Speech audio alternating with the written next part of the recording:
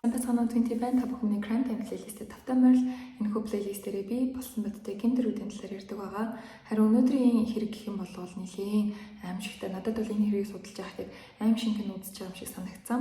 Тэгээ өнөөдрийн сетап бол жоохон өөр харагдаж байгаа байх учраас гэх юм бол би гар утсаараа бичлэгээ хийж байна. Тэгээд ер нь бол камераараа бичлэгээ гэсэн чи бүр огт болохгүй. Би баг 3 дахь бичиж байна. Тэгээд юу тааж амлсээс өнөөдөртөө бичлэгээ хүргэх ёстой учраас одоо энэ асуудлуудаа цааш нэгээд гяс утсаараа бичиж гэдгэлүүлээд сууж юм. Нэг их ялгаар гарахгүй байхгүй болон бид нар чинь нөгөө нэг story time, storytelling сонсох гэж байгаа учраас за тийм болохоор шууд хэрэглүүг орцгоё. Өнөөдрийн хэрэг бол яг Аз төв болсон хэрэг байгаа. Би ер нь Аз төв болсон хэргүүдээс нэлийн зайлсхийдэг. Та нар анзаарч ирсэн бах. Ер нь бол Аз төв болсон гэмтэрүүдийн талаар ярих дурггүй. Яагаад ч юм надад хитрхи ойрхон тэгээд хитрхи муухай санагддаг. Тэгээ багасаа аим шиг нүүцээр гадч тэр юм ер нь ингээд Аз гэмт хэрэг гэхээр надад жоохон аим шиг санагдаад байдаг. За тодруулж хэлэх юм бол энэ гэмт хэрэг нь яг өмнөд Солонгос улсад болсон хэрэг байгаа. Тэгээд 14 онд яг нэгэн газар, нэгэн байранд хачирхалтай үйл явдлууд болж исэн. За энэ байр бол ер нь өмхий муухай өндөртэй байр гэдгээр эргэн тойрны хүмүүс нэлийн алдартай.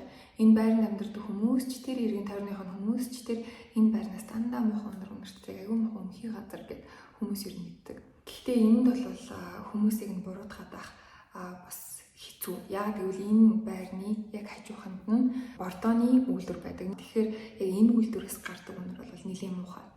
Тэгэхээр тэр чигтэл муухай өнөртэй байсан болохоор яг энэ байрны хүмүүс нэг их зүйл боддоггүй байсан л та. Гэхдээ яг энэ 4 давхар олон нийтийн амьдардаг энэ байранд бол яг нэг айлаас тодорхой муухай өнөртдөг байсан. Төсөөлдөө энэ эргэн тойронд байх муухай өнөр дээр дахиад дээрээс нэмээд нэг маш муухай өнөртэй айл. Гэхдээ Азуудын соёл чинь шал өөртөө барууны соёлоос хүмүүс хамаагүй хүний тэр асуулт талыг яриад иж болохгүй, шууд гэрийнхэн гад очиод танаас дандаа муухай өнөртэй тах ингэж хэлж чадахгүй, магадгүй дотор нь гэрээ зэвлэх боломжгүй, өвчтэй, өвдсөн хүн байгаа ч юм болоо гэд ер нь ингэж бусдын тав тухыг алдагдуулахгүй гэдэг тал дээр Азууд нэлийн өвчтэй байр суурьтай байдгийн адилаар ер нь бол энэ айлыг тайван байлгадаг байсан. Гэтэл яг 2014 оны нэгэн өдөр энэ айлаас хүүхдийн уйлах чимээ тасралтгүй сонсогдож эхэлсэн. Энэ хүүхдийн уйлах чимээ ихэндээ бол за хүүхд уйлж ин да хизээ зогсох болоо гэж хүмүүс бодож исэн бол сүүлдээ бүр өдөржин шүнжээ уйлсан. Зүгээр ч нэг уйлалт биш, зүгээр ч нэг ээж авдаа гомдоод эрхлээд уйлж байгаа, эсвэл уурлаад уйлж байгаа уйлалт биш. Ер нь бол маш хэцүү зовлонтой уйлалт сонсогдож эхэлсэн л дээ. Яг энэнийхэн дагуу дээд айлын хөршин санаа зовж эхэлсэн. Яг энэ муухай өнөртэй айлын дээр болон доор байдаг айлуудад бол бүр илүү энэ муухай өндөр өнөртдөг. Дээрээс нь гэх юм бол илүү яриа чимээ сонсогддог байсан. Яг тэрний адилаар энэ дээд айлын хөршид бол энэ хүүхдийн уйлах чимээ бол сүултээ жоохон санаа зовмог болж эхэлсэн. Эхэндээ яг за ингэж байгаа байлж хөлгөөгээд хоолоо хийж байгаа, хоолоо идж байгаа. Зурагтаа үзэж эхэлсэн чинь бүр зурагтнаас нь чанга уйлээдсэн. Тэгээд бүр зурагтныхаа дууг чангалаад хэсэг хүлээсэн. Унтахад өвтгтэн мөртлөө маш чанга байсан чимээ дарагдахгүй байсан учраас чихээ бүглүүд унтсан байгаа. Өглөөс ирээд хэсэг байж байгаад өдөр тийшээ байж идэл дахиад л хүүхд уйлж эхэлсэн. Энэ үед л хэрэг биштэй тааг мэдээд муухай өнөртэй айлр бол хаалганд тогссон. Хаалгын тогтол цаанаас нь нэг эрэгтэй хүүхд дуурсан. Чи зүгээрээ ээж авч байгаа юм юу болсон бэ гэхэд би яагаад манай ээжийг дуудаад өгөөч гэдэг хүүхдийн чиний бол гарсан. Ээжийнхэн дугаар мэдгүй штэ. Энэ залуу хөршин юу их мэдэхгүй байсан учраас эргэн тойрныхоо хөршүүдтэй уулзсан. Эргэн тойрныхоо хүмүүс ч гэсэн тэр нь бол энэ хүүгийн уйлах чимээ бол сонссон гэдгийг ярилцаад цаашид яах вэ гэдгийг ярилцсан. Хөршүүд нийлээд хүүгийн өрөөний хаалганы гадаа очиод хаалга онгоолгоод өгчгөө гэхэд бол онгоолохгүй байсан. Уйлсаар л байсан. Энэ үед нэг эмэгтэй хөршин бол мэрэгэн санаасан л доо. Яг эмэгтэй хүний хоолой сонсвол арай өөр байх болов гэж бодоод миний хөө ээж нь түлхүүрээ мартсан юм чи хаалга онгоолгоод өгөөч гэж одоо хуурсан. Энэ үед бол хаалганы бариул хоёр тийшээ иргсэн. Гэхдээ харамсалтай хүү бол хаалга онгоолгож чадаагүй. Бүр л ихээр уйлж эхэлсэн. Энэ үед бол за бид нэр юу ч хийгээд бүтггүй юм байна. Мэргэжлийн хүмүүс буюу цагдаа нартай холбогдох хэрэгтэй гээд 112 гэдэг дугаарлуу залгасан. Солонгосын 911 гэсэн үг. За ингээд 112-ыг залгаад нөхцөл байдлыг бүгдийг нь хилтэл удалгүй эрүүлийн цагдаа нэр ирсэн. Эрүүлийн цагдаа нэр ирсэн даруйдаа нөхцөл байдлыг танилцаад ойлгосон. Хүүгийн хаалганы гадаа очиод хаалга онгоолгохыг зөвлөсөн. Хүү онгоолгож чадаагүй. За магадгүй дотор нь ээж аавынх нь хэнийг нэгдсэн байгаа юм болов гэж санаан зовоод цагдаа нар хаалгыг эвдлэх гэж оролцсон. Энэ үед хүү бүр чангаар айгаад уйлж гисэн л дээ. Ингээд арай жоох хүүхдийг айлгачих магадгүйгээд байрны гадаанаас нь орохоор шийдсэн. Ингээд байрны гадаа шат тавиад хоёр давхрын айл руу орохыг завцсан. Хоёр давхарт байдаг яг энэ айл руу орох гээд үзэхдээ бүх балкон түгжээтэй байсан. Харин балконыхан дээр нэг жижигхэн цонх онгорхой байсан. Энэ онгорхой цонхыг олсон даруйдаа баярлаад эргүүлийн цагдаа ингээд хоош нь түлхээд онгойлгохтол маш хүчтэй үнээр бүр нүүлэн цогж байгаа юм шиг ороод ирсэн. Энэ үнэр бол бүр үнэхээр тэсгийн аргагүй байсан. Энд ч одоо эргүүлийн цагдаа юм шүү дээ. Маш олон зүйлдийг нүүр тулж исэн нас биенд хүрсэн. Гэтэл энэ хүн хүртэлтэй ингээд бүр тэсэж чадхааргүй нүднээс нь бүр нулимс цэлгэнлийн муухай өндөр үнэрсэн. Гэхдээ хүүг аврахын тулд ийшээ орох хэрэгтэй. Энэ хүн ганцхан минут хүрхгүй хугацаанд энэ үнэрийг үнэрлээд ийм муухай байдалд орж байгаа юм чинь энэ гэр дотор байгаа хүүхдэд ямар аимшигтай байгаа вэ? Ингэж бодохоор үнэхээр зүрх зүсгэмээр. Ингээд эргүүлийн цагдаа гараа оруулаад балконыг яаж иж агаад онгойлгож чадсан. Ингээд байрлал нэвтэрч ирсэн. За байрлал нэвтэрч ороход бол нөхцөл байдал үнэхээр аимшигтай байсан. Ер нь бол эргүүлийн цэг би ч гэсэндээ одоо зөндөө олон хэрэг coverлоо, зөндөө олон хэргийн газрын зураг үзчихсэн. Гэхдээ яг энэ айл шиг юм бохир заван айл юусэн харж байгаагүй, зүгээр хаасайгүй хог, зүгээр бараг л пүнкер дотор амьдарч байгаа юм шиг амьдралын нөхцөл байдалтай. Зүгээр ч хог биш. Ингээд шалнаас таац хүртэл том хогны уутаар дүүрэн хогнууд бүр хэдэн зуун уут хог байгаа мэдгэдэггүй. Тэгээд гол зүйл нь гэх юм бол энэ уутнуудын амсар бүгдээрээ онгорхоо. Тэгэхээр битүү өт ялаа шавцсан. Зүгээр л ингээд 10 өтнүүд тэгээд хаасаа үе ялаа бүр хэдэн зуун ялаа. Энэ эргүүлийн цагдаа хэлж байгаа юм л да. Би амьдралтаа өмнө хизээч ийм их өт ялаа, ийм их бохир байдлыг нэг дор харж байгаагүй гэд. За тэгээд энэ бохир байрны хогны дундуур нь гიშгэлж агаад нэг жижиг өрөө онгоолгоод үзтэл дотор нь хүү байсан. За энэ хүүгийн байгаа өөр бол яг бусад байрны хэсгүүдийг бодох юм бол арай цэвэрхэн. Гэхдээ мэдээ цэвэрхэн гэдэг нь бидний бодож байгаа шиг цэвэрхэн мэт зүгээр л яг энэ нөхцөл байдалтай харьцуулах юм бол арай цэвэрхэн. За яг энэ өрөөнд ороод хүүг бол авчин байрнаас гаргасан. Хүүг харахад бол маш жижигхэн, ер нь бол хоолунд идэг удас нь харагдчихсэн. Тэгээ дараа нь бид нар мэдхэд бол энэ хүү 8 настай гэдгийг олж мэднэ. Гэхдээ энэ эргүүлийн цагдаа анх энэ хүүг харахад бол огт 8 настай юм шиг харагдаагүй. Үеийнхнээс маш жижигхэн биетэй, ер нь л хинч харсан 8 настай хүүхэд гэж харагдах боломжгүй ийм нөхцөл байдалтай байсан. Хүүг яаралтай байрнаас гаргаад цагдаа гэлц дээр аваадсан мэрэгжлийн үнэтэй уулзуулахыг заавцсан. Ер нь хүүгээс асуултуудыг асуухад хүнд хариулах чадваргүй, нэлийн одоо айдас давтцсан, цочирдсан байсан учраас энэ мэрэгжлийн үнэтэй уулзуулах хэрэгтэй байна гэдгийг бол шийдээд тэгээд мэрэгжлийн хүүхдийн сэтгэл зүйчтэй уулзуулсан байгаа.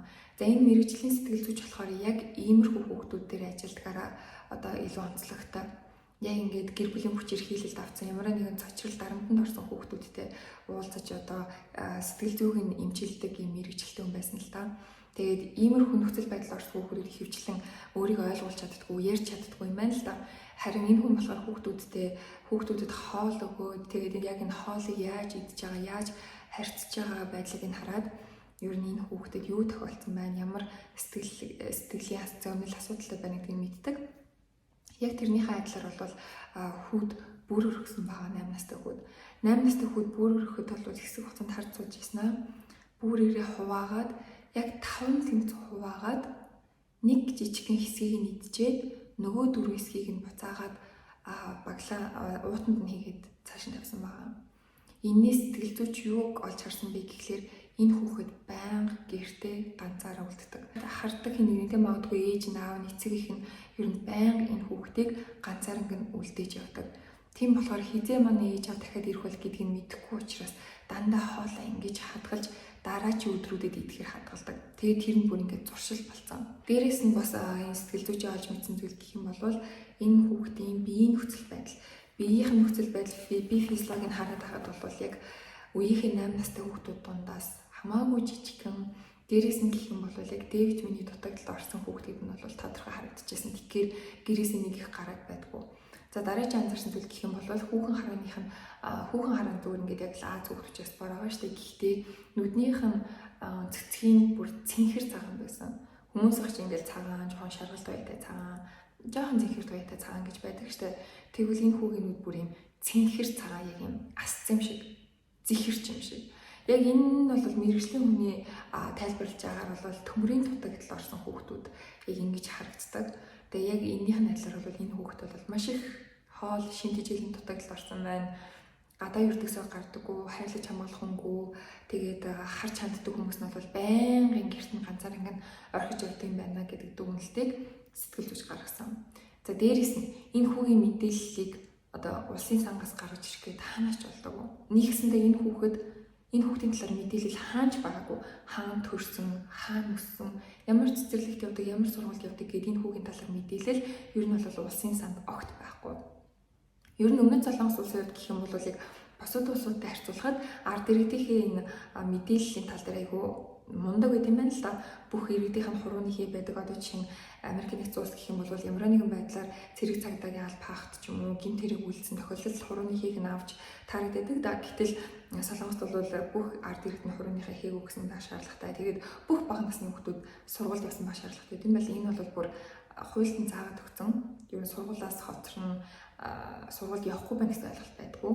Хэрвээ тийм бол ямар нэгэн шалтгаан бол мэдэгдэх ёстой байт юм. Гэтэл энэ хүүгийн хувьд гэх юм бол ямар ч цэцэрлэг сургуулийн рекорд байгаагүй. Энэ бол маш хачирхалтай. За ингээд хүүд бол энэ зүйл тохиолдож байхад нөгөө муухай байранд юу болсон талаар ярил л да. Муухай байрыг бол эрүүлийн цагдаа нар олж мэдснийхаа дараа энэ болсон үйл явдлыг одоо мөрдөгчдөд шилжүүлэх ёстой байна гэдэг дүгнэлтийг гаргасан. Учир нь гэх юм бол яг энэ байранд оронгууд энэ муухай үнэр бол зүгээр нэг тийм хог бохирдлын үнэр бол байгаагүй. Энийг бол мэргэжлийн хүмүүс яг цогцсноос гардаг нэг тийм үнэр байна гэдгийг бол шууд мэдсэн. Ингээд яг энэ хэрэг бол гэмт хэрэг алан хэдлэгтэй холбоотой хин нэгний амь настай холбоотой үйл явдлын ч болсон байх магадaltaй, аллан болсон байх магадaltaй учраас мөрдөгчдөд энэ хэргийг шилжүүлнэ гээд мөрдөгчд ирсэн байгаа. Мэргэжлийн хүмүүс, шинжээч нар. За ингээд энэ байрыг санаж эхэлсэн. Маш хэцүү ажилласан. Учир нь гэх юм бол зүгээр ч нэг байр биш. Шалнаас нь хам хүртэлтэй хэдэн зуун хогны том ут байгаа. Энэ хогны ууд болгонд аль нэгэнд нь чухал баримт байх магадaltaй учраас ямар ч зүйлийг алхасалгүйгээр бүх хогийн уудыг задлаад дотор хогнуудыг нь шалгасан. Үнэр тэр нөхцөл байдал ямар аимшигтай байсан нь бол надад бүр баг төсөөлөгдөж байна. Тэгээ тэр их өгт жоо ялаа. Ингээд ерөнхийдөө бол том өрөөний бүх хогийг шинжээчд янзалж цэгцэлж дотроос нэгмүрийн баримт хайгаад юу ч болоогүй цаашаа өрөөлөө орохоор болсон. Ингээд хүү байсан өрөөний өөдөөс харсан нэг жижиг өрөөний хаалгыг онгойлгохтол яг хачирхалтай дүр зураг байсан л да. Ингээд ханаар нь дөрвөн хог. Гэхдээ ингээд гол хэсэг нь зүгээр хоосон. Гэхдээ яг энэ өрөөний гол нэг том хувин байсан. За энэ хувин бол яг ямар ч Солонгос иргэн хараад бол кимчиний хувин байна гэдгийг нь тодорхой мэдхээр ер нь яг ингээд нүг кимчи дардаг хувин гэж хэлвэл илүү тодорхой байх л та. Тэгээд яг Солонгосын айл болгонд алтан байгууллага, хүүхдийн сургууль, цэцэрлэг гэл бүхэл газар байдаг. Гэхдээ ер нь бол энэ кимчиний хувин янз бүрийн хэлбэр хэмжээтэй байдаг юм байна л да. Энэ өрөөний голд байсан тэр кимчиний хувин болохоор бүр баг хамгийн том гэж хэлж болохоор нэг баг 80-аас 90 см өндөртэй, тэгэн гутлаа нэлээд том тойрогтой, ер нь бол маш том хувин гэж хэлж болно. Ийм том хувин бол зүгээр ингээд айлт байж хэмтнэг очихтай.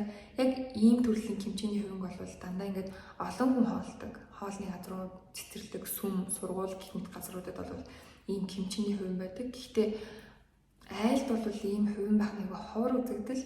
За тэгээд энэ хувинг бол гайхаад очиод үзтэл хувин бол тагласан байсан. Таглаан дээр нь том ууттай давс байсан. Гэхдээ энэ давсыг бол задлаг байсан. Давсыг холдуулаад хувингийн таглааг онгойлгохтол маш махан өндөр үнэрсэн. Их хүн, заваа өндөр. Тэгэд хартал хувингийн амсар дээр бол нэг тийм зөөлхөн материалтай хүнжил байдаг штэ. Яг хүнжил биш нэмгэн адил шиг тийм зүйл байсан. За тэгээд адилыг нь холдуултууд бол аимшигтэй дүр зураг байсан. Тэр хувин дүүрэн өтгөн шингэн нэг тийм зунгаарлцсан бүр өтгөрч гисэн тийм шингэн зүйл байсан. Энийг харсан шинжээчд бол ер нь энэ дотор цогц байгаа байна гэдгийг бол тодорхой мэдсэн. Гэхдээ эдмүрийн баримтууд маш чухал учраас энэ хувин яг энэ чигээр нь авч яваад мор ихний газар бол авчихсан байгаа. Тинчээ илүү цаашилсан, наривчилсан шинжилгээг хийхээр авч явсан. За энэ үед мөрдөгчд бол энэ байрны эзэн хинбэ, энэ хувин дотор байгаа хүний цогцоо юу вэ гэдгийг нь бол мэдэх шаардлагатай болсон. Мөрдөгчд энэ байрны эзний талаар энэ хүүгийн 8 настай хүүгийн ээж аавын талаар асуухад бол энэ байранд 8 настай хүү ээжтэйгээ хоёулахны амьдардаг. Ээжийг нь Ли Сэжон гэдэг 50-аас 55 насны орчим эмэгтэй байсан. Энэ эмэгтэй бол гэртээ ер нь үзэгдэх нь ховор, гэхдээ бол амьдардаг нь тодорхой хүүтэй амьдардаг. За тэгэхдээ энэ эмэгтэйгээр гэр энэ байраар бол хаяад эрэгтэй хүмүүс ирдэг. Гэхдээ хизээч нэг ирсэн хүн дахиж ирдэггүй. Ер нь бол ингээл царай зүснэ дахиж үзэгдэхэргүй хүмүүс хаяа ирээд явдаг, ирчүүд. Гэхдээ бол удаан амьдарсан хүн бол байхгүй гэж хөгшүүд нь хэлсэн байгаа. Дээрээс нь гэх юм бол энэ Ли Сэжон гэдэг эмэгтэй нэгэн үйлдвэрт ажилладаг, чихэрний үйлдвэрт ажилладаг гэсэн мэдээллийг өгсөн. Энийг нь мэдсэн даруйдаа мөрдөгчд үйлдвэрлөө ажилдаг үйлдвэрлэл нь явсан. Ажилдаг үйлдвэр дээр нэрээд Ли Сэжонийг хайсан боловч аль хизээ ажиллаж хараад явчихсан гэдэг мэдээллийг өгсөн. Ингээд Ли Сэжон энэ ажлаасаа явсан өдрөөс хойш дахиж үзэгдээгүй. За Ли Сэжоны хувийн амьдралын талаар бол мэдээллийг улсын сангаас гаргаж ирсэн. Түүний эртний үнэмлэх ажиллаж исэн намтрыг бүх зүйлүүдийг гаргаж ирэхэд Ли Сэжон гэдэг энэ эмэгтэй бол нөхөртэй, за нөхрийг нь цөмөрөө анхны нөхөр гэж нэрлэжээ. Анхны нөхөртэйгээ амьдрал 20 жил болж байгаа гэсэн мэдээлэл улсын сангаас гарч ирсэн. Энэ талаар нөхөрчүүдээс асуухад тэр нөхөртэй байгаагүй бүр 20 жилээ энэ ч бараг л 10 жил түүнтэй хөрш байх хугацаанд бол хизээч нөхөртэй байгаагүй. Яг зарим залуучууд нэлийн удаан байж байгаа л явждаг гэсэн, зарим залуучууд бүр ирээл явдаг гэсэн. Хизээч доктортой удаан тийм нөхөр байгаагүй гэсэн мэдээлэл өгсөн. За үүнээс цаашаа дахиад шалгахтал анхныхаа нөхөртэйгөө хүүтэй гэдэг нь тодорхойлсон.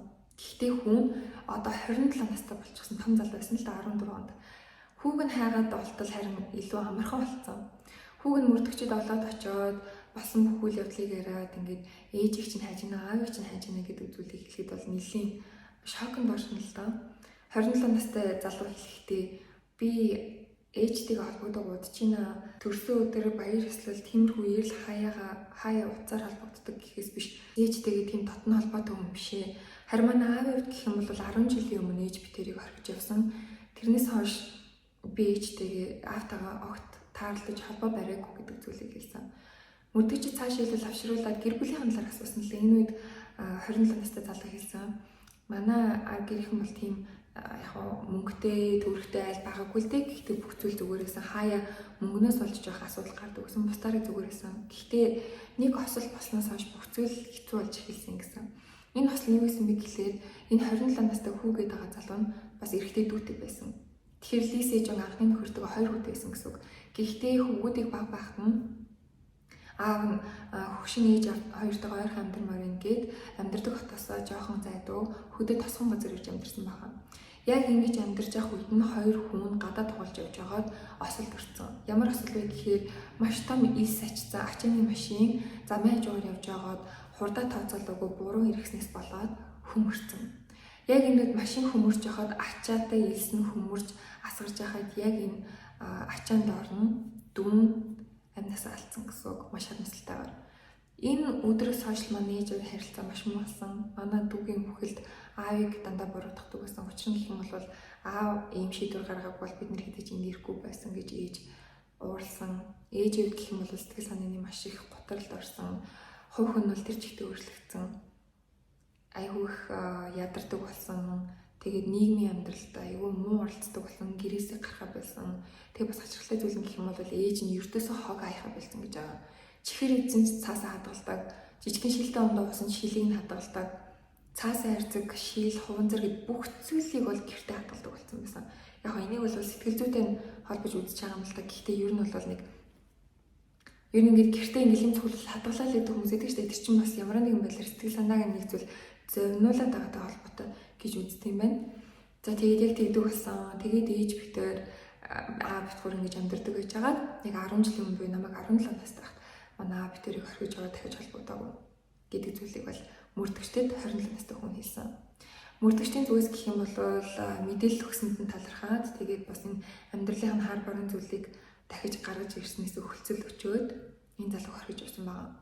Энэ залууг хорхиж явсны дараа залуу бодсон л доо ямар сони юм бэ? Юу болсон болоод ингээд мөрдөгчд ээжийг хайж байгаа юм бол бас аавыг хайж байгаа юм бол гэхдээ яагаад аавыг хайж байгаа юм лээ гэдэг зүйл бодогдсон. Яагаад гэвэл энэ залуу аль тэртээ 10 жилийн өмнө аав нь аль хэзээний нас барсан гэдгийг мэдчихсэн. Гэхдээ сая мөрдөгчдөд хэлээгүй. Яг тэр 10 жилийн өмнө буцаад явах юм бол хүү 17 настай байсан гэсэн үг шүү дээ. Ер нь энэ дүүгийнх нь хослоос хойш гэрийнх нь маш хүүтэн баримсгалтай болсон байсан. Яг тийм болохоор дээрээс нь энэ залуу чинь 17 настай өсвөр насны залуу байсан учраас ер нь л ээж аавтайгаа харьцаад байхыг хүсдэггүй. Сургуулаасаа ирээд л өрөөнд ороод хаалгаа төгчид байж идэг гэсэн хүүхэд болсон байсан байна. Нэг өдөр 17 настай байхдаа яг л бусад өдрийн адилаар гэртээ ирээд хөрөгчнөөсөө идэх юм авчиад өрөөлөг орох гээд явж исэн чинь гал тоонд нэг ачирхалтай дүр зур харагдсан. Ээж нь газар суучихсан хин нэг өрөхгүй таам шиг харагдсан. Доторлоод харах юм бол аав нь шалан дээр хөвтчихсэн. Ээж нь аавыг сугнаас нь өрөхгүй орлчихсан. Юу болсон бэ? Аав яасан бэ гэд очиод асуудал. Ээж нь уйлж хэлсэн. Аав чинь ингээд өглөөс ирсэн чинь нас барцсан байсан. Би яах юм мэдэхгүй байна. Тэгэд одоохондоо надад чи туслаад ингээд аавынхаа өргүүдийн хувинлуу хийх хэрэгтэй байна гэд маш том кимчиний хувин гэртээ авчирсан гэж байна. Одоо бодглохоор ер нь яг энэ бүхнийг төлөвлөсөн байгаад зүгээр энгийн айлд амаргүй тийм том кимчиний савыг аль хэзээ авчирч тавьсан байсан гэсэн үг шүү дээ. Энэ үед нөхөнд гайхаа та юу яриад байгаа юм бэ? Хоёулаа мэрэгжлийн хүмүүсийг дуудах хэрэгтэй, хүмүүст хандах хэрэгтэй гэхэд ээж нь хэлсэн гэж байгаа юм л да. Одоо ямар ч боломжгүй надад тийм сэтгэлийн тийм хэлж ялах санхүүгийн боломж соёлонд нь алга оршуулга гэдэг чинь бас тийм хямдхан зүйл биш шүү дээ. Одоохонд соёлонд нь ямар ч тийм санхүүгийн боломж алга дээрээс нь гэх юм бол надад энэ бүхний хийх энерги алга би маш их ядарч байна гэж хэлсэн. Тэгэд энийг нь хүн бас ойлгож үзсэн л дээ. Дүүгийнх нь наслаас хойш ээж нь ердөөсөө байнгын ядардаг, байнгын сэтгэл готролд ордог болсон байсан. Ийм нууж унтдаг болсон байсан. Заавал эмчээс юм авч, нойрны юм авч уужиж унтдаг болсон байсан. Тэгээд зүгээр л биений өвдөөд имлэгт очиод үзүүлэх гэхээр бүр хитэн сар болдог байсан. Ер нь ингээл за дараа болъё л гэдэг. Яг тэрний хайдлаар яг тийм нөхцөл байдалтай хүн чинь хүний оршуулгыг хийн гэдэг бол хичнээн ч удах юм билээ. Тэгээ тэр үедээ бодсон л би аль хэзээ нэг эцгийг алдсан. Дахиад үлдсэн ээжийг алдмааргүй юм ч юм. Яг тэр үед 17 настай хүүхдийн толгойд юу ч бодогдсон байж болно. Гэхдээ л ээжтэй туслаад төрсөн аавынхаа цогцыг тэр хувинлуу хийсэн гэсэн үг. Харин энэ үед одоо 2014 онд мөрдөгчдийг ирэхэд энэ залуу зүгээр л мэдээлэл өгсөн байсан бол бүх юм хурдан шийдэгдэх байсан баг. Гэхдээ яаж ч энэ залуу зүрхэлж хэлж чадаагүй. Тэгэхээр Лисе Жон анхны нөхөртөөгөө 20 жил амьдарсан. Тэгээ 2 хүүтэй байсан юм байна. Баг хүн багтаа ослоор нас урсан юм байна. Тэгээд том хүн одоо 27 настай юм тийм үү? Тэгвэл энэ байранд нь байгаа хүү хин бэ? Нөхөр нь 10 жил сургаггүй болсон гэхээр чинь одоохондоо мөрдөгчд болохоор нас урсны тийм мэдгүй байгаа шүү дээ. Сая бол хүүгийнх нь л бодлож байгаа шүү дээ. Тэгсэн чинь мөрдөгчд болохоор тэгвэл 10 жилийн өмнө нөхөр нь сургаггүй болсон гэх юм бол энэ 8 настай хүү хиний хүү юм болоо? За ингээд мөрдөгчд хөршүүдээс нийлүүл олж асуусан. Энэ 8 настай хүү хиний хүү вэ? Та нар энэ талаар мэдээлэл байна уу? Ямар нэг эрэгтэй хүн ирдэг байсан мэдэх зүйл байна уу гэж асуухад хөршүүд нийлэхдээ 9 жилийн өмнө нэг залуу эднийхаар хаяа ирдэг байж байгаад сүүлдээ ирж амьдардаг болсон. Гэхдээ тэр гадны хүмүүс нь л да давхраатай алгануудтай буржуур өстэй зарим хүмүүс нэлэхдээ Бангладешийн иргэн гэж хэлжсэн байхаа гэд өөртөө дурсамжнаас ярьж байгаа. Тэгээд тэр хоёр хамт амьдраад удаагүй байж идэл хүүхдийн дуу цангиндаг болсон. Тэгэхээр тэр хүүхдтэй болсон гэж ойлгосон. Тэгэл жил 2 жилийн дараа тэр залуу хүүтэйгээ хаяа гадаа явж харагддаг байсан. Тэгээд удалгүй тэр залууч тэр хүүч тэр харагдахаа болсон байсан л да. Тэгээд бид нэр бодохдоо магадгүй аав нь хүүгээ аваад явсан юм болов уу? Эсвэл энэ хүүн эмээ өөдрөө байгаа юм болов уу гэж янз бүрийн юм бодсон л доо. Тэр залуу угаасаа гадны иргэн байсан болохоор магадгүй нутаг бутсан бах гэж бид нар бодсон. Тэгээд байж л нэг 2 жилийн дараа ч юм хүн буцаад гараад ирсэн. Тэгээд хүн нь бол хаяа гадаа ээжтэйгээ явж харагддаг болсон гэдэг зүйлийг бол хөрснөр нь ярьсан. Тэгэхээр тэр Бангладеш залуу хүүгийн аав бол дахиж ертөөсөө харагдаагүй гэж байгаа. За энэ үеэр бол буцаад одоо хувинг шинжилж байгаа шинжээч нартай очил доо. Шинжээчд энэ хувинг бол тэр чигт нь судлаа шинжилээд бүр аимшигтэй зүйлүүдийг олж мэдсэн. Энэ хувийн дотор нэг биш, 2 хүний цогцос байсан. 2 эрэгтэй хүний цогцос. За тэгээд энэ хувингийн байдал бол ёроолт нь байгаа цогц бол энэ хувийн дотор бүр маш олон жил байсан гэдэг нь бол тодорхой шинжээч нарт харагдчихсан. Бараг л уусаад байхгүй болсон, ясн л баг үлдсэн байх хэмжээний яг хэсэг биеийн хэсэг үлдсэн юм л да. Гэхдээ ер нь бол мэргэжлийн хүмүүс хараад энэ доор нь байгаа цогц бол маш удаан энэ хувийн байсан байна. За тэгэнгүүтлээ тэр доор байсан цогцныхоо дээр нэг тавцан үүсгэсэн байгаа. Тэр тавцан болохоор ингээд нөгөө хуулган хултаас гэдэг нь шүү дээ. Яг тийм шууд хуулаад наадаг тийм хултаасаар нэг давхар үүсгээд за тэр хултаасан дээрээ дахиад цогцсон байгаа. Харин хоёр дахь буюу дээр нь байсан цогц нь нэлийн шин. Ер нь бол нэг жилийн хугацаанд л энэчээ байсан болов гэдгийг бол шинжээчид дүгнэлтээр гаргаж ирсэн. За тэгээ шинжээчид тэр муухай хувийн дүрэн байсан шингэнийг судалж үзэхэд бол тэр бол зүгээр л гадны биш яг тэр хоёр цогцоос ялцарч байхдаа өөртөөсөө гаргасан тэр шингэн гэдгийг бол олж мэдсэн. Ямар аимшигтай. Дээр нь байсан цогцны үед гэх юм бол яг тэр шингэн цогцны үед гэх юм бол хүзүүндээ оролттой байсан. Тэгээ тэрнээс нь харахад өнгөцгөө харахад бол яг боомлуулж алсан байх магадaltaй гэдэг дүгнэлтийг шинжээчид гаргасан. За тэгээ доор нь байгаа цогцыг бол хинбэ гэдгийг нь мэдэх ямар ч боломжгүй байсан л та. Гэхдээ шинжээчдүүд гэх юм бол азтайч гэх юм уу нэг зүйл тохиолдсон юу гэх юм бол доор байсан цогц нь нэг гараа дээш өргөсөн байдалтай тэр хувийн дотроос олцсон. Тэгэхээр одоо дээш өргөцсөн байсан гар нь арай дээшээ агаартай ойрхон байсан болохоор яг жоохон ч гэсэн хэдэн хуруунуудын хэсэг үлдсэн байсан. За тэр хуруунуудыг нь бол маш болгоомжтойгоор цэвэрлээд угаагаад за тэгээд бүр ингээд үрчигээд дэвтцсэн байгаа л гэсэн үг шүү дээ нэгсэндээ. Яг тэрийг нь буцаад яг хүний хуруу шиг хив авах боломжтой болгоод тэр тал дээр бол шинжээчид ажиллаж байсан. Яг энийг сонсоод надад аюу гайхалтай санагдсан л да. Ийм болохоор гэмт хэрэг судалж байхад надаа гэмт хэрэг гэхээс илүү энэ хэрэг дээр ажиллаж байгаа мэргэжлийн хүмүүсийн хийж байгаа зүйлүүд аюу сонирхолтой санагддаг. Тэгээд энэ хүмүүс бол хамгийн хүнд ажлыг хийж байгаа. Тэгээд өдөр тутмын ажилд оддоо ингээд бодоход надад аюу сонирхолтой. Тэгээд тэр хүмүүсээр аюу бахархмаар санагддаг. За тэгээд шинжээчид бол ингээд маш олон зүйлийг бол энэ хувингаас гаргаж ирж мэдээлэлүүдийг бол гаргаж ирсэн.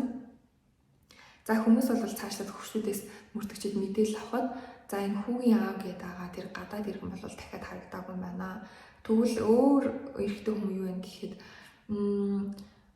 төрүүжил гэж хэлж байгаа нэг хөршин. Төрүүжил гэхээр чи 2013 он гэсэн үг шүү дээ. 14 он бас хэрэг гэхээр чи 2013 онд нэг залуу бас энэгээр нэлийн эргэлддэг болсон байсан. Тэгээд тэр хоёр нэг үйлдвэрт ажилтдаг юм байна да гэсэн мэдээллийг бол авсан. Яагаад гэвэл тэр хоёр дандаа ажилласаа хамт ирж ийн гэдэг байсан. Тэгээд Лисежоны ажилтдаг үйлдвэрт ажилтдаг байсан залуу байсан. Тэгээд тэр залуу Лисежон хоёр нэлийн удаа уулзж агаад тэр залуу энд хэсэг амьдарсан. Тэгээд хэсэг амьдарч байгаа л нэг 3-4 сарын чи амьдарч агаад байхгүй болсон. Тэгээд тэр залуу дахиж хараагүй гэж хэлсэн. Яг энэ мэдээллийн дагуу мөрдөгчөд Лисежоны ажилдаг чихрийн үйлдвэр дээр очсон байгаа. Энэ үйлдвэр дээр нь очиод асуудал яалтчгүй үйлдвэрийн хүмүүс бол мэдчихсэн. Лисежон өмнөх жил манай үйлдвэрт ажилдаг байсан нэг залуутай романс үүсгэхэд хосууд болсон. Гэхдээ манай үйлдвэрийн даргын хувьд гэх юм бол маш хатуу төрөнтэй ажил дотроос ямар ч романс хайр дурлал тийм гүн гүнзгий харилцаа гаргаж болохгүй. Хэрэв тийм харилцаа гарах юм бол ажлаас жахалах болно гэдэг зүйлийг бол манай дарга байнга сануулж хэлдэг байсан. Тэгээд Лисежон болон тэр залуу хоёрын романс удалгүй баригдсан да угаасаа хүн болгонд харахад тодорхой байсан тэр юу ирж байгаа нь. Тэгээд удалгүй манай үйлдвэрийн дарга тэр залууг халсан. Тэгээд тэр залуу ажиллах байсан. Тэрнээс хойш юу болсныг сайн мэдэхгүй байна. Хэсэг тэрээр хамт амьдарч байгаад тэр залуу тэгээд орц ураггүй алга болсон. Хинтэж дахиж харилцаагүй гэж сонссон гэдэг мэдээлэл өгсөн. За ингээд мөрдөгчдийн гар дахиад Лисежонтой холбоотой хоёр дахь хэрэгтэй хүн орц ураггүй болсон гэдэг нь мэдэгдсэн. Мөрдөгчд одоо маш хурдан ажиллах хэрэгтэй. Яг тэгвэл одоо хувийн дотор хоёр эрэгтэй цогц байгаа.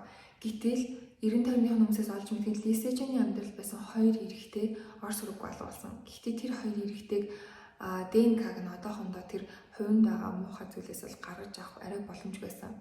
Ингээд мөрдөгчд бол Лисежоныг хаасаагүй хайж ихсэн л дээ.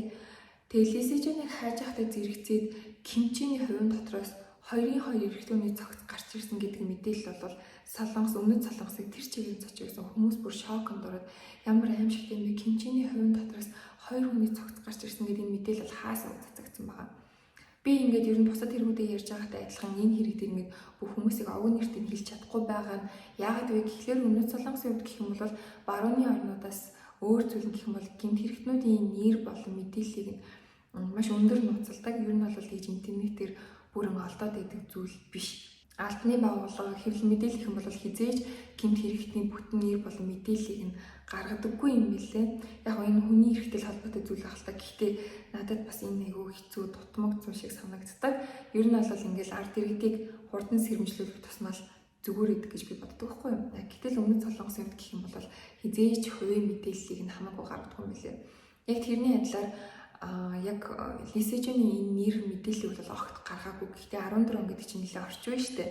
Тэгэхээр хүмүүс ерөнхийдөө бол за ийм аимшигтэй гэмтэр болсон байна. Гэтэл уус даяараа нэг энэ эмэгтэйг Лисежон гэдэг эмэгтэйг хаасаг өргөн сурвалжлаад ингээд ер нь хүмүүс бол нэгийг нэгтэй холбоод өөрсдөө ойлгоцсон гэсэн үг. За тэгээд Лисежон гэдэг эмэгтэй болвол энэ хэрэгтэй холбоотой гэдэг бол хүмүүс өөрсдөө гадарлаад гаргацсан байгаа болохоор энэ эмэгтэй мэдээлэл интернетэд байгаад байна уу гэхээс биш ер нь бус зэрэг дээр ч гэсэндээ мэдээж ингэж хүмүүсийн мэдээллийг нь шууд барууны орнуудыг тодорхой гаргаад хэвлэл мэдээллээр хүртэл зарлаад байдаггүй юм байлаа. Тийм болохоор би ингээд бусад ирчүүдийн нэрийг анхныхын нөхөр болон хожимын холбогдож байсан хүмүүсийн нэрийг нь хэлэхгүй байгаа шалтгаан энэ хүүгийнх нэрийг ч хэлэхгүй байгаа шалтгаан гэх юм бол ер нь нууцлсан байгаад нь холбоотой. За ингээд Лисежоныг хааж эхэлсэн л дээ уус даяараа.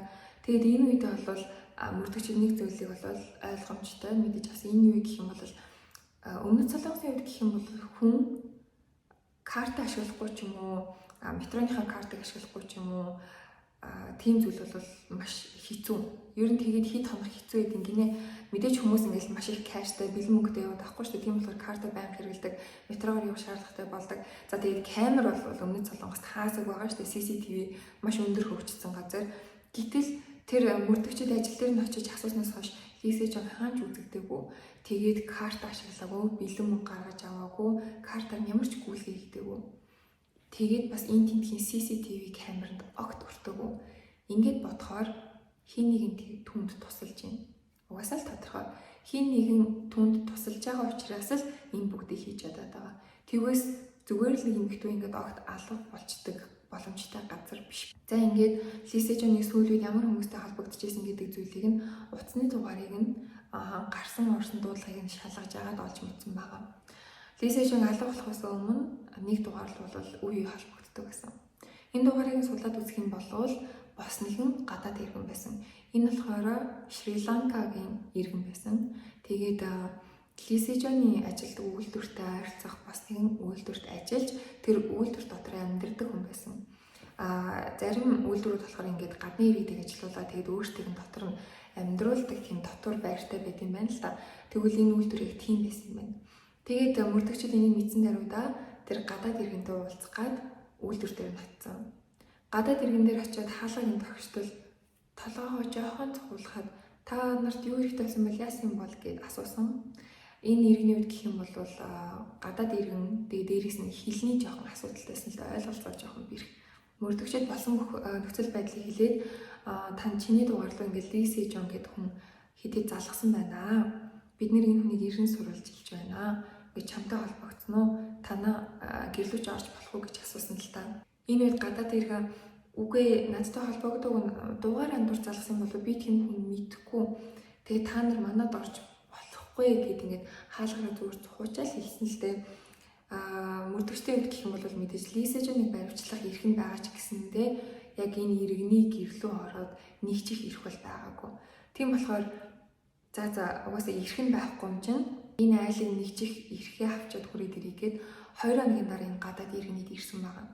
Гадаад иргэнийг ирэхэд 2 өдрийн өмнөөс шал хөрөлцсөн байсан. Жохон нүд найзтай, ийш тийшээ гүйсэн байдалтай. Тэгээд 2 өдрийн өмнө бол хаалгаараа ингэж л цухуугаадсэн хүн бол одоо бүр хаалгаа тэр чигтэн дэлгэчээд та нар оролтоо манад оролтоо гэдэг зүйлийг бол уриалгахын хэлж исэн. Тэгээд мөрдөгчд дахиад Лисежоны талаар асуухад тэр энүүгээр ирээгүй манай навд ирээгүй гэд нүдэрээ тохиодсон. Тодорхойлох юм бол яг тэр нүдэрээ дохиод байгаа газар нь яг ард нь хувцсны шкаф байсан. Яг тийш нүдэрээ харал би Лисежонтой холбогдоогүй тэр энүүгээр ирээгүй би огт мэдэхгүй юм байна гэд нэгсэндээ дохиог мөрдөгчд бол шууд олоод мэдчихэж байгаа. Гэхдээ яагаад энэ үйлийг гаргасан бэ гэх юм бол магадгүй мөрдөгчдийн бодож байгаагаар энэ гадаад иргэн бол Лисежоны хийсэн хэргийг огт мэдэхгүй байсан. Тэгээд хэдэн хоногийн өмнө ирээд Лисежон тусламж гуйгаад танаа төр байж болох уу гэхэд нь зөвшөөрсөн. Магадгүй тэр үе бас хайр дурлал ч юм уу янаг амргийн харилцаатай байсан байх магадлалтай. Тэгээд зүгээр л найздаа туслах гэж юм уу, найз охиндоо туслах гэж гэртээ оруулсан. Харин мөрдөгчд гэрт нь ирээд тэгээд бас өмнөд Солонгос тэр жигтэй улс даяараа болж байгаа энэ ерэн сурвалж байгаа үйл явдлыг олж мэдээд тэгээд бас зурагтаар гарч байгаа тэр кимчиний гэмт хэрэгийг хараад ер нь бол за хэрэг бичлээ гэдгийг ойлгосон юм шиг байна. Тэгээд цагдаа нар туслахыг мөрдөгчдөд туслахыг хүссэн ч гэсэндээ өөрөө бас мэдээж тэр чинь хайж байгаа шүү дээ. Гэртээ алуурчин орон болсон байх үү гэдэг. Тийм болохоор бас мөрдөгчд магадгүй тоохгүй өнгөрчөөд дараа нь өөрөө алуулчих юм болов уу гэж айсандаа ч юм уу шууд хэлж чадаагүй. Гэхдээ ер нь нүднийхээ хөдөлгөөнөөр биенийхээ хэлэмжээр мөрдөгчдөд хангалттай ойлгуулж чадсан. Ингээд мөрдөгчд гэрт нь ороод яг шкафны гадна зогсож байгаад онгойлгохтол дотор нь Лисежон дотор хувцастайгаа нүн нүцгүү бичсэн. За яг ингээд бодвол тэр үе ялцчихгүй бас янаг амргийн холбоотой байсан ч юм лөө. За ингээд л шууд Лисежоныг баривчлаад цагдаа хэлц дээр авчирч мэдүүлэг авсан. Энэ үед бөө юм болсон. Тэгэл яг л өмнө нь хэлсэнчлэн хувь хүний мэдээллийг нууцлан гэж яг л нэг солонгосууд чинь ингээл мэдээ зэдэг гарахтаа ингээл бүх юм нууцсан ингээл дарцсан байдаг штэ. Тэгэл хамаг нүрээ нууцсан малгайтай хувцтай ингээл бүр тэр хүний мэдээллийг бол олон нийтэд арай цацаагүй харуулаагүй нүүр амгийн ч гэсэн бол гаргаагүй. Тэгээд мэдүүлэг авч эхэлсэн баг. Мэдүүлэг авч эхлэхэд бол Лисежон аюу хачин байсан л зүгээр л намайг уучлаарай л гэдгээс өөр юу ч хэлээгүй. Танай гэрт олцсон хувийн дотор ийм 2 хүний цогц байс энэ 2 хүний талаар мэдээлэл өгөх хэрэгтэй байна. Хин гэдэг хүн бэ гэхэд бол Лисежон бол яг ийм л зүйл хийсэн. 2 байгаа хүний нэг нь бол миний анхны нөхөр байгаамаа. Гэхдээ би бол алаагүй энэ цэвэр хосол байсан. Тэгээд би яахан мэдгүй ингээд хувийн дотор нөхрийгөө хадгалсан маа. Гэтэ нэг гэсэндээ бол би одоо нөхөртөө маш хайртай байсан. Тэгээд ер нь цогцыг ч гэсэндээ өөрөөсөө холдуулж чадахгүйсэн. Би ингээд маш сайн ээж байхыг хичээдэг байсан, маш сайн ихнэр байхыг хичээдэг байсан. Тэгээд нэг л үлээс ирсэн чинь манай нөхөр нас орсон байсан болохоор би яахан мэдэж чадахгүй байсан. Тэгэхээр би түүнийг явуулахдаа бэлэн биш байсан болохоор ингээд өөртөө хамт байлгадаг байсан юм аа гэдэг тайлбарыг бол өгсөн. Тэгвэл хувийн дотор байсан нөгөө цогц нь хэний цогц вэ гэж мөрдөгчдийг асуухад Лисежоны байр байдал нэлээд өөрчлөгдөд тэр бол гадны иргэн байсан л та. Энэ бол осол байсан. Битээр нэлээд удаан холбоотой байжгаад тэгээд тэр намайг бүр алах гад сүрдүүлээд хүчээр хийлээ зодоод байсан. Тэгээд би тийм болохоор биеэ хамгаалах зорилготойгоор л осол байсан. Тэгээс би ерөөсөө аллаагүй гэж энэс сүрдүүлдэг бол хэлэхгүй байсан. Тэгээд дандаа намайг уучлаарай л гэсэн. Чамд өөр хэлэх зүйл байна уу гэдээ хахад намайг уучлаарай л гэсэн. Гэхдээ ер нь бол нэг тэр нь сэтгэлээсээ гарч байгаа уучлал биш зүгээр л баригдсандаа өөрөөсөө уучлахгүй жаа юм шиг тийм уучлалтайсан. За ингээл гэмтэрхтэн баригдсан одоо шинжээчдийн л ажилд татсан. Мэдээж гэмтэрхтэн баригдаад мөрдөгчдийн хувьд бол бүх зүйл тодорхой байгаа ч гэсэндээ шүүх хурал дээр ороход бол баттай баримт хэрэгтэй, нотлох баримт хэрэгтэй.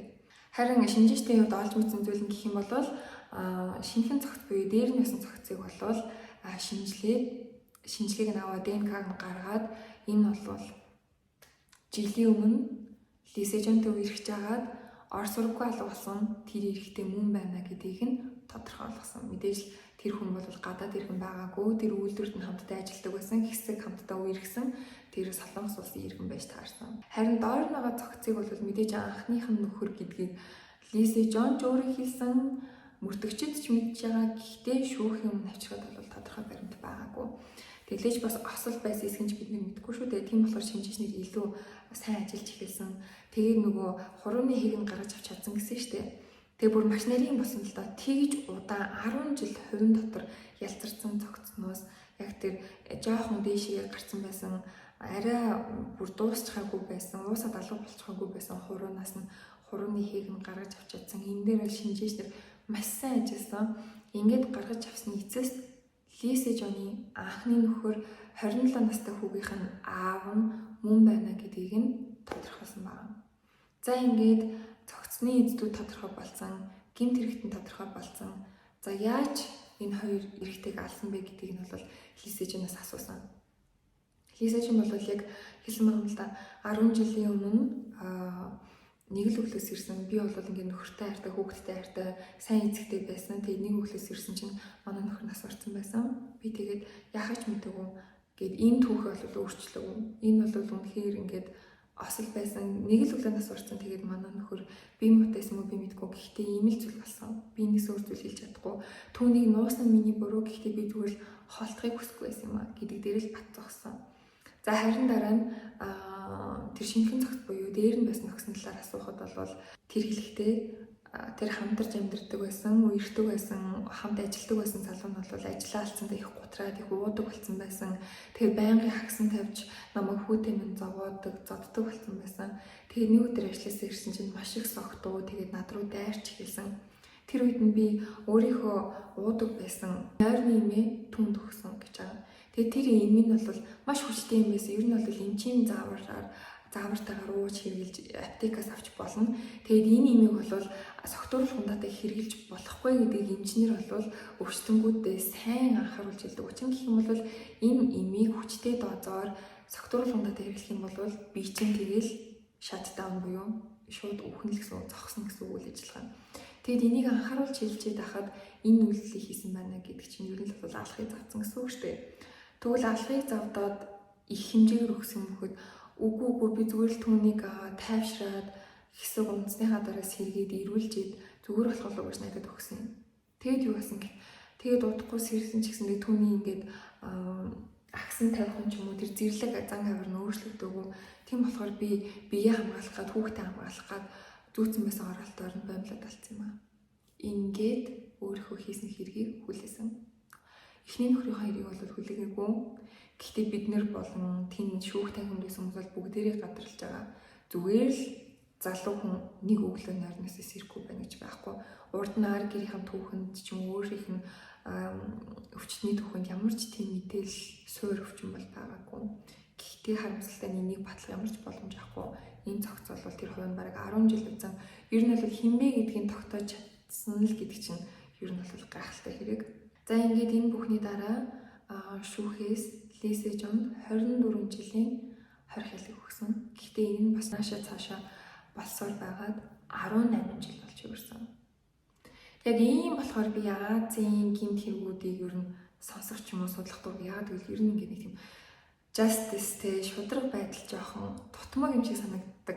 Яг гоо энэ хэрэг дээр л мөрдөгчд болон шинжээч нар маш сайн ажилласан уу гэхээс бас тэрийг сонсохоор ер нь л ингээд ажиллагаа нэг удаан тэгээд явцгүй байгаа байдал нь таалагддаг байсан. Дээрээс нь гэх юм бол шүүхээс гаргаж байгаа шийдвэр нь бол айгүй шудраг биш санагддаг байсан.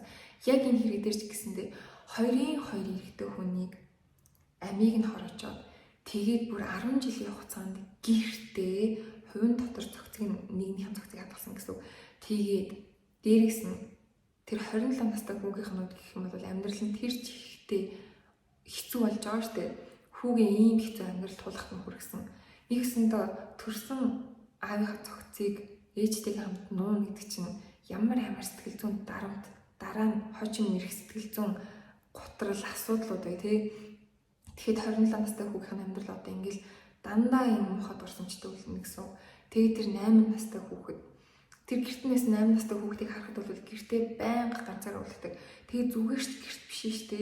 Бүхэл бүтэн 22 цогцтой хувийн дүүрэн тийм муухай зунгагтай тэр их аимшигтай үнэр тэр муухай заваа орчинд хүүхэд өснө гэдэг бол хүүхд хийхийг зүгээр л шууд үүсгэж ийн л гэсэн. За тэр хүүхдээс гадна тэр байрны бүх оршин суугчдыг бол хордуулж ийн л гэсэн үг шүү дээ. Хүний цогцыг үнэрлээд орчинд нь амьдарч ийн гэдээ ямар бохир ямар заваан асуудал бай. Тэг яг ингэ бодохоор хүмүүсийн маш олон хүмүүсийн эрхэнд халдсан хоёр хүний амийн хүмүүчүүд ахад чинь 18 жилийн хорих ялдаг гэдэг бол bullshit. Яг л огт шудраг биш явдал.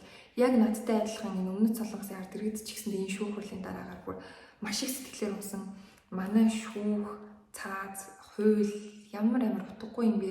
Ер нь ингээд хууль бүх зүйлийг шинжлэх хэрэгтэй гэдэг асуудлыг бол ард иргэд маш их гаргаж ирсэн билээ. За ингээд өнөөдөр бүр аимшигтэй кимчиний хувьд бараг л хүн кимчи гэсэн үг шүү дээ гэсэн доо. Угаасаа энэ хэрийг яг human kimchi буюу те одоо хүнэн kimchi ч юм уу тэгж ярьдсан байлээ. Тэгээ бас хачирхалтай зүйл нь гэх юм бол Ли Сэжон гэдэг эмэгтэй шүү дээ. Шүүх хурал дээр хүмүүс харж шокнд орсон. Одоо бүхэл мэдээллийг нууцлсан байгаа хэрнээ шүүх хурал дээр мэдээж орж байгааг нь хараад тэнцээ байсан шүүхийн тахимд байсан хүмүүс шокнд орсон л доо. Зүгээр л нэг гудамжаар өнгөрдөг ихчтэй, зүгээр л нэг хижил гэсэн эмэгтэй.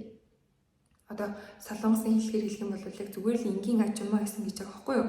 Хин ч ийм хүнээс ийм үйл гарсан гэхэд итгэхэргүй бараг 2 насны хүрсэн эрэгтэй хүнийг өргөж тийшээ хийх боломжгүй гэж бүр зарим нь үзсэн байгаа юм л. Гэхдээ энийг бол цагдаа нараа хэлээ тодорхой болгоцсон. Нэгсэндээ цагдаа хэлц дээр ирсэн багт нь яг энэ болсон хэргийг яг давтамжтайгаар хийлгүүлж үзсэн байгаа юм л та. Тэгээд яг ижилхэн жинтэй одоо шуудуутай зүйлийг үргүүлээд хувинлуу бол хийлгсэн. Ли Сэжон бол чадчихсан. Тэгэхээр энэ эмэгтэйд бол тэр ирч хүч чадал нь хэрвээ мотивац нь л байсан бол энэ бүгдийг хийх чадамж боломж нь байсан гэсэн үг. Маш аимшигтай. За ингээд өнөөдрийн аимшигтай эргийн төрөд өндөрлөж байна. Ингээд бодоод үзэх юм бол энэ 14 он гэхээр 10 жил юм гэхээр тэр 8 настай байсан хүү одоо 18 настай болж байгаа гэсэн үг юм байна. Тэгээд бодонгууд 8 жилийн дараа Ли Сэжон гээд эмэгтэй сулдагдах нь штэ. Бодоод үзтээ 18 жил ялгасан гэж бодгоо ямар аимшигтай. За ингээд өнөөдрийн Crime Time интервьюд өндөрлөж байна. Наттай хамтдаа намайг маш их баярлалаа. Өнөөдөр ялцчгүй 3 өдөр болон Crime Time хийн гэсэн хугацаанд баригдаад камераар биш утсаараа бичлэг хийжлээ. Гэхдээ бас чанарын үед тэгж их алдагдаагүй байх гэж найдаж байна. Тэгээ бүтэн сая өдрийнхөө влогоор уулзъя. Миний хэлдгээр good vibes only. Bye.